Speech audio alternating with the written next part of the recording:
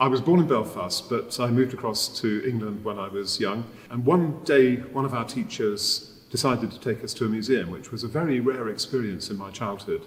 And we went to this museum, and I saw there the object which actually probably inspired me later in life to work in museums, which was an Irish elk. Now, because I'd come from Ireland, I was still teased a bit, quite gently, but teased about my Irish background. And when I looked at the Irish elk, I said to them, okay, that's my elk. Show me yours. Bring on the English elk. And of course, they couldn't. So there was a little triumph in that one. It's called an Irish elk, but in fact, it's neither Irish nor an elk. It really is a giant species of deer, one of the largest that ever lived. It's true that a very large number of specimens have been found in Ireland, 100 in one single bog alone.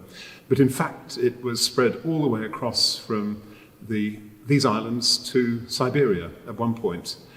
It was 6'9" to the shoulders, and therefore taller still if you take the antlers into account and the head.